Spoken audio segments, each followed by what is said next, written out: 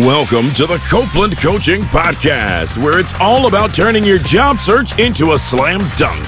Your host is Angela Copeland.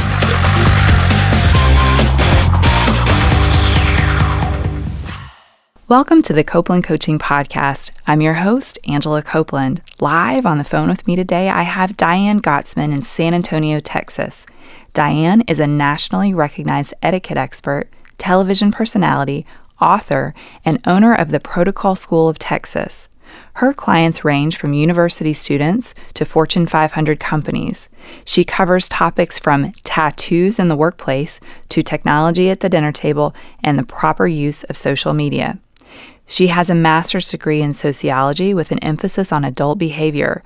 She's also a blogger for the Huffington Post and the resident etiquette expert for 2 morning television shows. Diane, thanks for joining me today. Thanks for having me, Angela.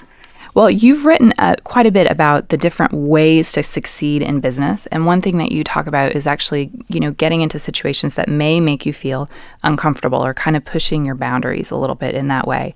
In your view, why is it uncomfortable to get outside your comfort zone? Well, I think that we all become very comfortable with neutrality. So we're neutral, we are happy, we're just, sliding along without feeling any of the pain that comes with growth. And, it's important to get out, meet new people, experience new experiences, and ask for what you want, because we fear the word no. So because we fear the word no, or we fear fear itself, we don't want to feel the discomfort that goes along with it. But that's really where you grow, is when you get out there and start shaking some trees and seeing what else is out there that you can grow from. You can stay put. You can stay at the current job you're at if you love your job, but you always should be open to growth. So you're right. And you mentioned we fear that feeling when we hear the word no. So in your view, is it that we shouldn't expect to hear the word no, or what should we do when we hear it?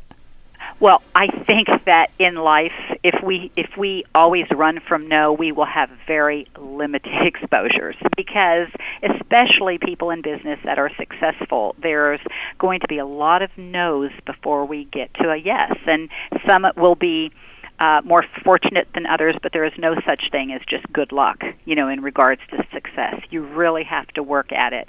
And so when you are hearing that word no, that's an opportunity for you to figure out what's going wrong, what you could do better, what your potential boss or client needs, because you may not be the fit at that moment.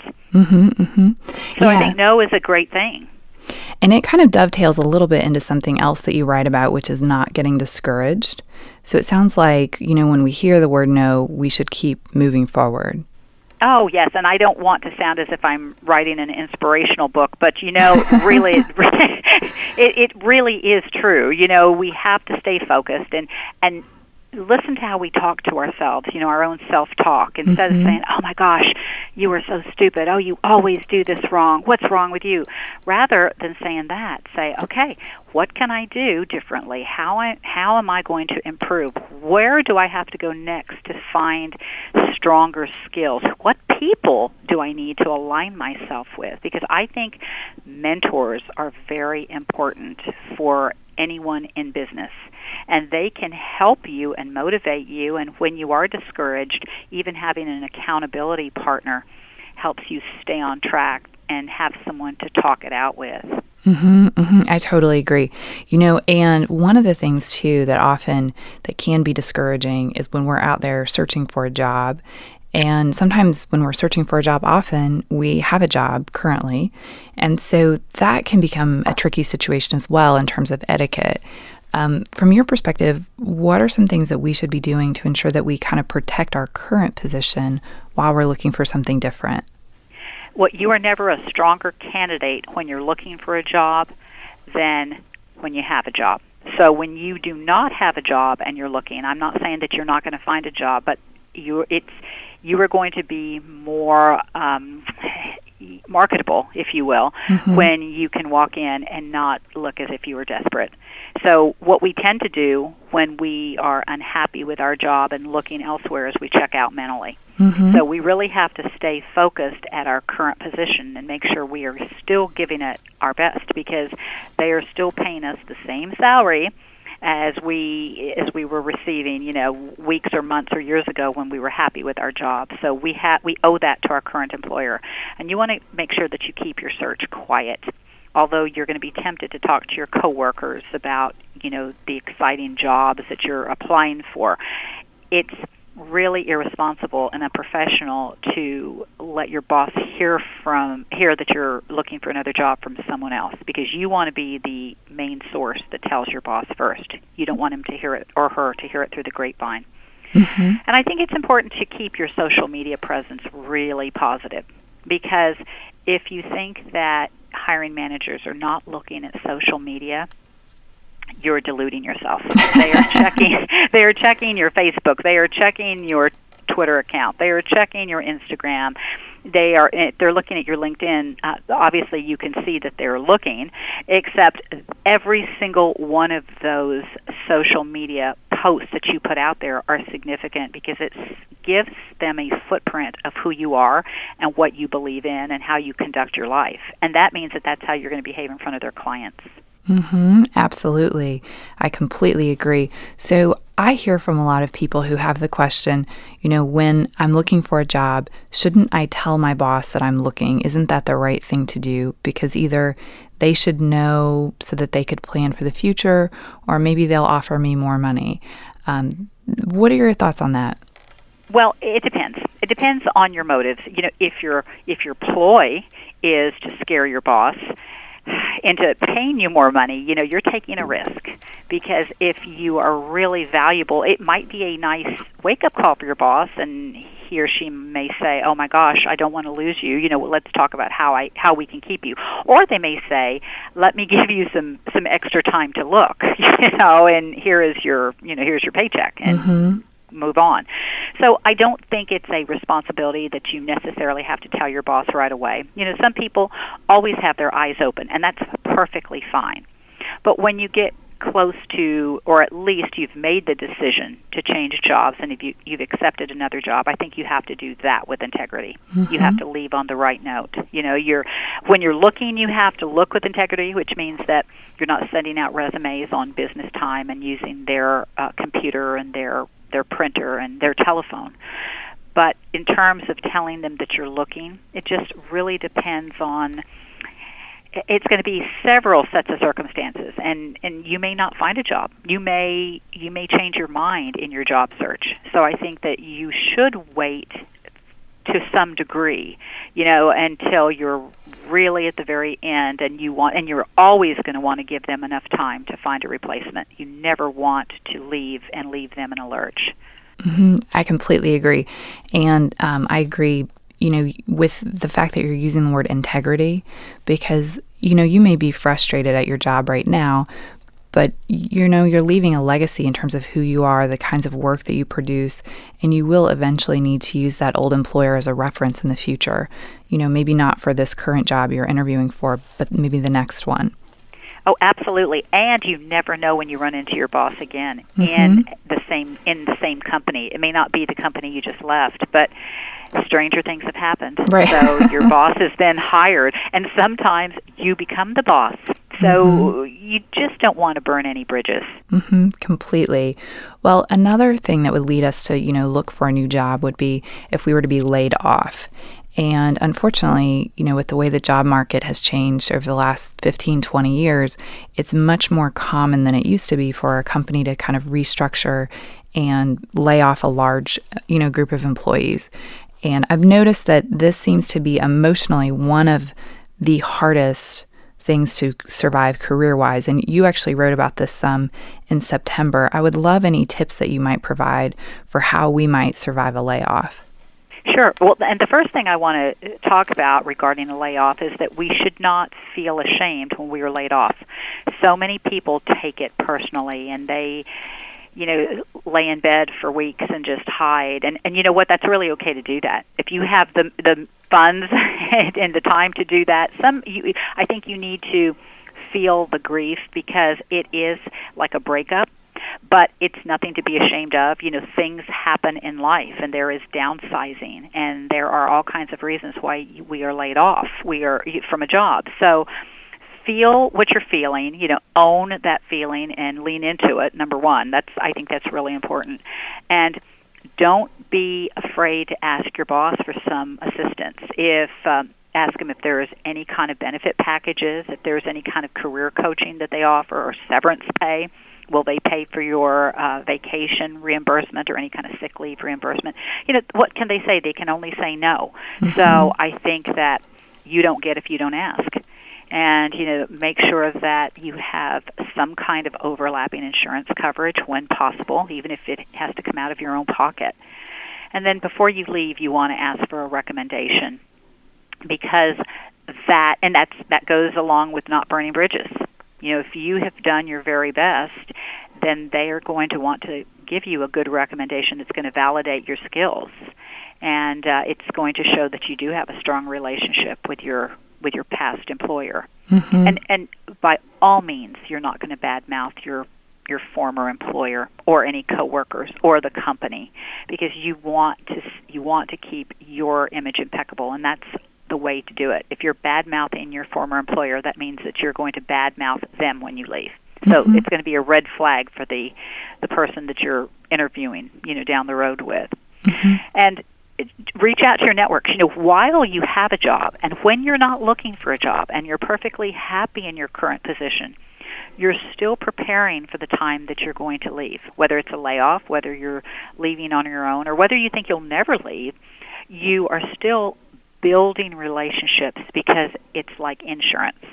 You're keeping strong connections, you're staying connected in professional circles, because that way, if you need them after you are laid off, you can reach out to your networks and ask if they know of any leads. Mm-hmm. So you should utilize those contacts. Absolutely. I think that's sometimes one of the biggest mistakes that people make in their career, especially if they are happy and satisfied where they're working, is they often won't reach out to other contacts in other industries or, stay connected to people. And they find that when they do get laid off, or when something unfortunate happens that they weren't planning for, they don't really have that safety net of contacts available to them. Exactly, and they can be sounding boards for you and mm-hmm. give you ideas that you didn't even think of. So I think it's really a part of investing in yourself during the part of your life where you aren't looking for a job. In regard to investing in yourself, I think we should always be investing in ourselves. And I talked earlier about always updating your skills, but now is the perfect time to make sure you're taking care of yourself and getting enough sleep. And when I said, at the beginning of this conversation, about the layoff, just to kind of lean into your pain. It's all right to feel some kind of sadness. You're leaving coworkers that you care about. It's like a breakup. Mm-hmm. So don't try and mask it. Own it and just work through it. But get back up. Mm-hmm. Get back up and keep taking the right steps towards your brighter future. Mm-hmm, absolutely. You also mentioned something about, getting recommendations. I think that's very important, and a good place that you can also get recommendations, besides just kind of the old-fashioned way, is to get your old boss, for example, to leave you a recommendation on LinkedIn, because it's very public and it allows people to see, oh, this person really was a great employee. They really did do a good job, just like they said, rather than this is someone who's trying to hide something negative. Right, exactly. I agree. Well, so as we start interviewing, one of the hardest questions that we're often asked is, tell me about yourself. And it's kind of, our elevator speech, so to speak. I assume you probably work with clients on being able to present their elevator speech. What kind of tips do you have for us to get over that hump? Well, I think that when someone says, tell me about yourself, you have to keep it in perspective. So if you're in a job interview and they're asking you to they want to know information about you, they do want to know a little bit bit of information about you, who you are as a person, and what you value. But they also want to know what a great job you've done, and what skills you brought to the table, and what you enjoy doing, because they're looking at you and they're evaluating whether you're a good fit for their company. And so your response should be tailored to whatever audience you're speaking to. So if you're applying for one position, it's going to be different than as if you're applying to another position, because there may be different job skills that are required. Mm-hmm. And certainly you stay the same. You know, your skill, your personal skills, and that is always stable, but you are going to be discussing your different skills based on what that job description is that they're requiring. Mm-hmm. And you're not trying to close the deal. You know, you don't go in with this aggressive sales pitch. You want to be assertive. You want to feel confident. So that means that you have to practice it. Mm-hmm. That means that you have to talk about who you are, what you do, what you brought to the table. And that's different than when you are meeting someone at a networking event or in an elevator and they ask you, what do you do? Mm-hmm.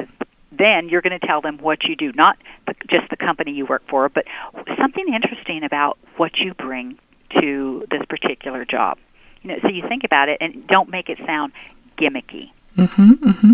And that just takes practice. It's not going to roll off your tongue until you practice it. So go to the mirror, look at your facial expressions, watch your body language, and just allow it to flow. And practice really does make perfect. I totally agree. I think, you mentioned something about tailoring it to your audience. I think that's a really important point. The biggest mistake I've seen with folks who are giving their elevator speech is they will go into a job interview, they'll get the question, tell me about yourself, and they'll start off with, well, I grew up in Oklahoma and I have 3 brothers, and, Yes. And they're smiling, but they're thinking blah, blah, blah. Right. They're polite, but they really want to know more than that. Mm-hmm. And so I do think that you have to write it down. Write it down, ask someone to listen to you, ask them for their honest feedback. That means that you're asking someone that you trust and you value. Because they may say to you, it doesn't sound great. And that means that you have to go back to the drawing board. But that's what you want. That's a very similar feeling to the feeling of hearing no, that we talked about earlier. But if you really want to be successful, you have to get out of your comfort zone. Mm-hmm. You have to experience new experiences and learn and grow and tweak. Always mm-hmm. tweak. Absolutely. And you mentioned, practicing with someone else. I think it's also nice to practice with someone who is in a different field than you are. For example, like your grandparent or your parent, because one mistake we also tend to sometimes make is when we're trying to impress people, we sometimes use a lot of jargon. And if someone's in another industry, they have no idea what we're talking about. That's right. And, I am going to say that sometimes our grandmother is going to think that anything we do is so wonderful. So it better be someone who is going to tell you the honest truth, or not be so jaded in a positive way mm-hmm. that they think that everything and anything you say is wonderful. No, that's a very good point. We really do want to hear the hard comments, the feedback, because that's where we are going to learn what we need to tweak a little bit. Mm-hmm. Absolutely. That's funny. You definitely want someone who will tell you the truth, because right. When you're doing the elevator pitch for real, that person's not going to say anything. They're just going to be friendly. Like you said, they'll smile. But that's not going to help you to be successful in the interview. So you really want to be able to put your best foot forward. So as we're interviewing, I think there's quite a bit of etiquette that actually goes into interviewing itself. And one thing that you've mentioned in some of your work, which I really appreciated, was you talk about interviewing the interviewer. So not just having it be kind of a one-way street. In your mind, why is that important? Well, I think that it has to really be a good fit in order for the job to work on both sides. It should be a win-win. And there is a difference between interviewing the interviewer very discreetly, and interrogating the interviewer. Mm-hmm. So it's important to get a feel as to whether or not you're going to enjoy this job. You want to know who you're going to be reporting to. So you want to ask thoughtful questions that indicate that you really are interested in the position, and you are very interested in making sure that you are the right fit. So you're going to ask questions like, if the hiring manager is actually going to be the person that you are going to be directly working for, you could say, what can I ask you, what do you value? What qualities do you value in an employee? What do you find that you work best with? What kind of traits? And you ask it in a tone of voice that's not confrontational or combative. So when I say interview the interviewer, you're not conducting a formal interview, but you're asking thoughtful questions, open-ended questions. Mm-hmm. I think, too, that part of why that's so important is because you will only be successful in your new job if it's a really good fit for you. And if you don't ask questions, if you're only looking for them to accept you, you don't get a sense for whether or not it is going to be a good fit for you. Exactly. You certainly want to appear as if you're very, very interested, but you don't want to just take the very first job that you're offered if in the long run it's not going to be a fit, if it's not going to be something you're going to enjoy, because it's not going to be good for the company either.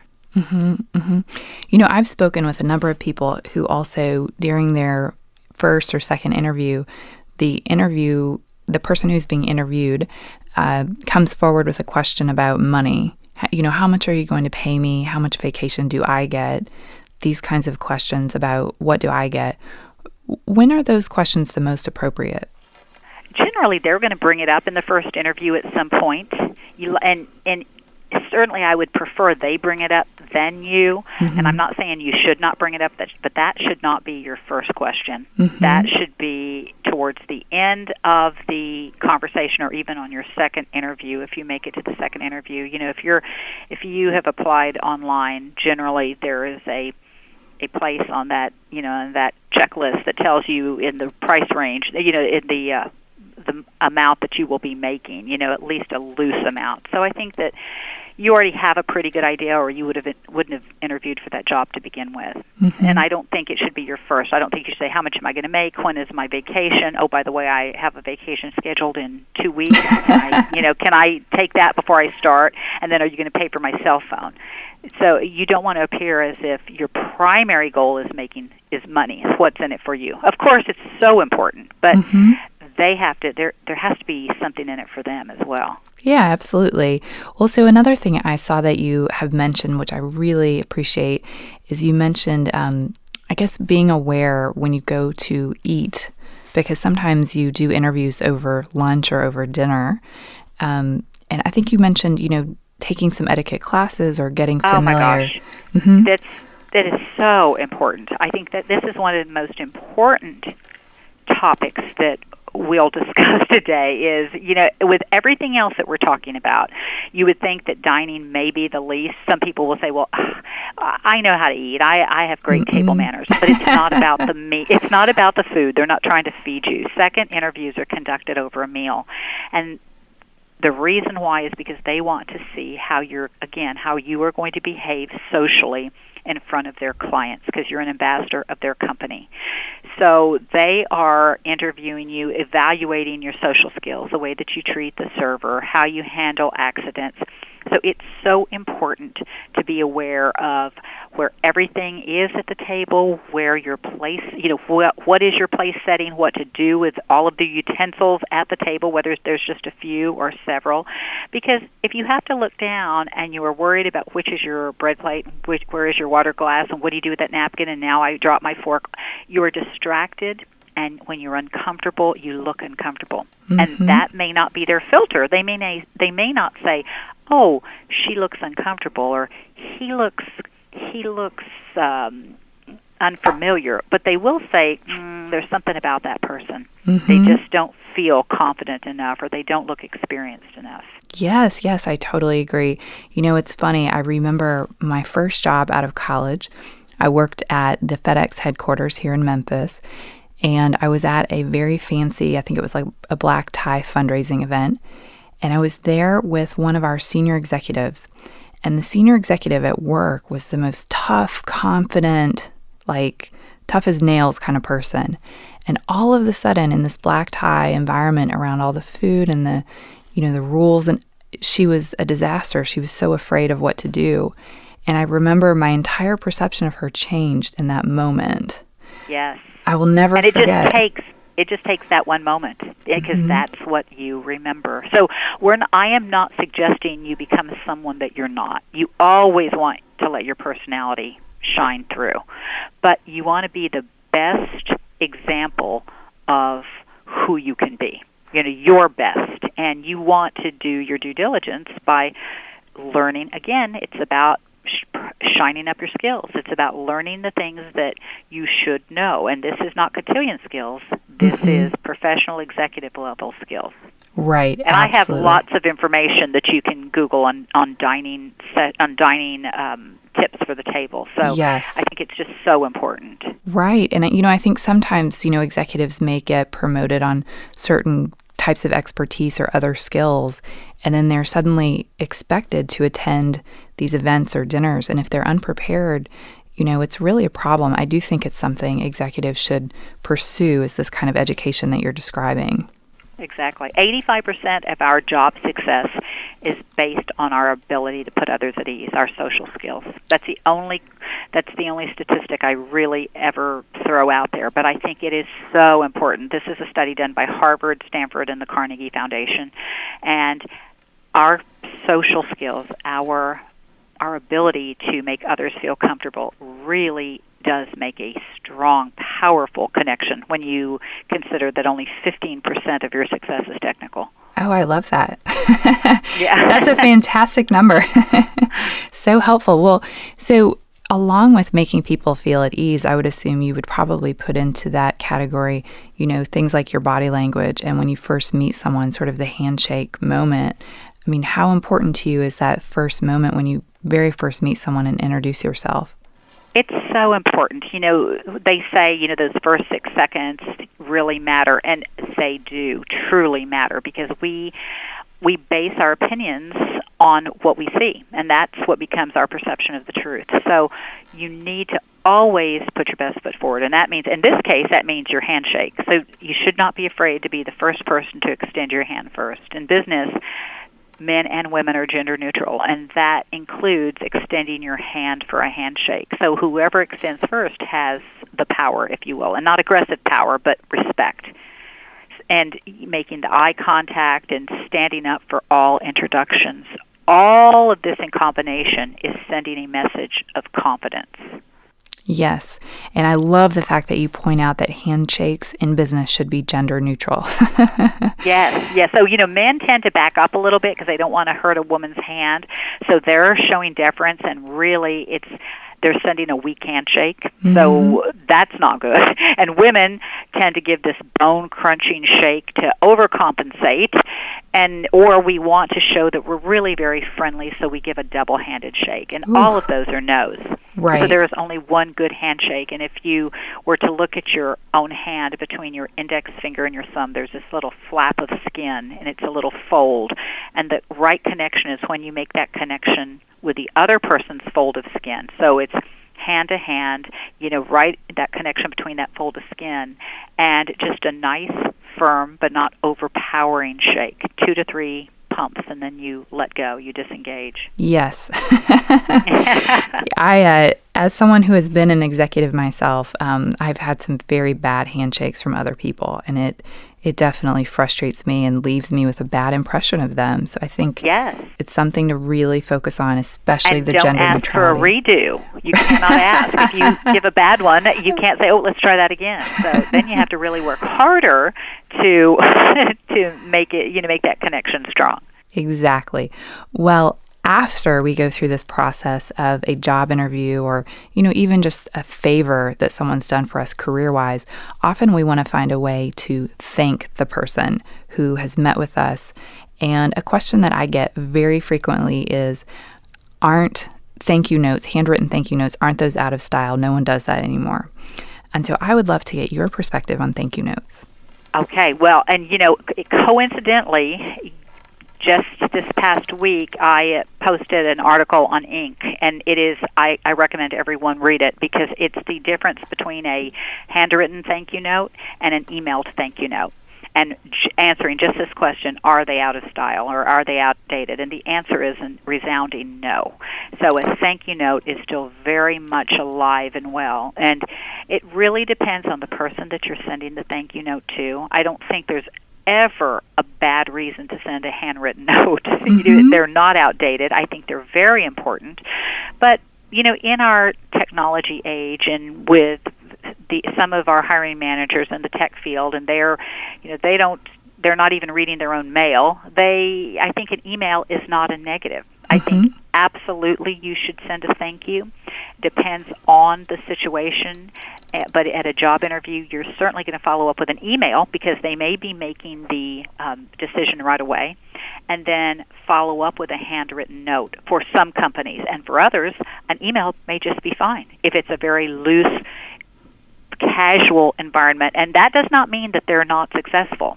There are companies that are very casual that are huge industries. So you're just going to have to really use your best judgment. And when in doubt, do both. Mm-hmm. I really like that advice, doing both. The thing that's so nice with a handwritten note is that people do them so rarely that if you write one, you may be the only candidate who did write one. That's right. And that's how you're going to stand out. Now, the value of an email is that the handwritten notes are going to get lost, probably. But with an email, you have a tracking system. They may not even remember your last name. They may hire someone else, and they don't work out. And then they will say, okay, what was that guy's name? John somebody. And they'll go to the search bar, and they'll write John, and then all of their contacts will come up, and you will be there. Yes. So, they may have to go through it. So, again, there's some value to both. And in the best case scenario, you will do both. You'll send an email and then follow up with a handwritten note because I think it's a powerful message, and both, on both sides. Mm-hmm. And you make a good point.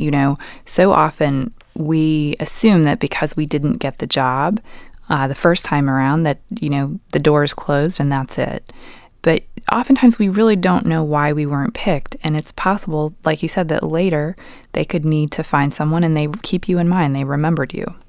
Oh, absolutely. And that happens more often than you would think. So just because it's a no today, I suggest still staying in touch. Just occasionally, just even a quick note to say, I saw you in the news, I loved the article in the Business Journal, and cut out the article, or if it was online, say, I just read your article online and I found it to be really helpful.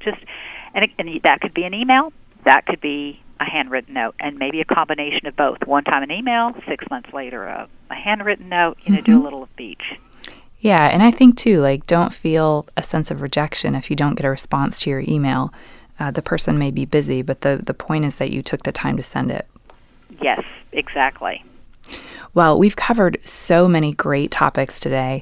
Is there any other advice that you'd like to share with our listeners? Well, I just think that it is so important to always have your eyes open. You never know when there is going to be a great opportunity that you weren't looking for.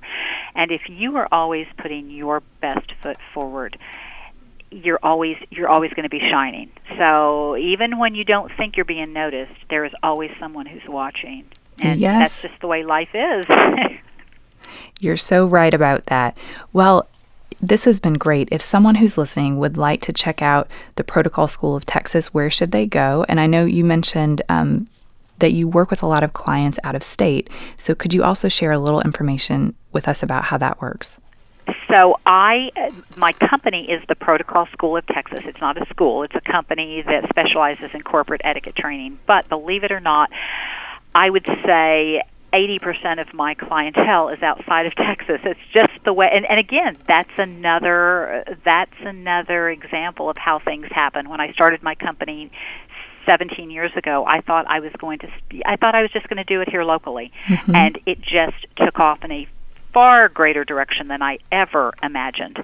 So that's the value of really keeping your eyes open. So DianeGottsman.com is my blog, and by Facebook, the Protocol School of Texas is our Facebook page, and every day we put timely information that is valuable to those who are looking for a job, those who are already in a position that they love, and then we throw in some great social tips as well. So it's a little something for everyone. Oh, that's excellent. So when you work with folks who are out of state, say in Tennessee or New York or somewhere, do you work with them over the phone? How does that work? No, I don't work with them over the phone very often. I will answer their question over the telephone, but I actually fly out and I go to their company. That makes a lot of sense. Very seldom does anyone come to me. I fly to their organization, their corporation, and I conduct training sessions in their environment. Okay. Well, that makes it more clear. Well, Diane, thank you so much for joining me today. My pleasure. Thank you for having me. Thanks, everyone, for listening. Tune in next week for another edition of the Copeland Coaching Podcast. And if you haven't already, please be sure to subscribe on iTunes or Stitcher to ensure you never miss an episode. Thank you for listening to the Copeland Coaching Podcast today with your host, Angela Copeland. Tune in next time to get more great tips on turning your job search into a slam dunk.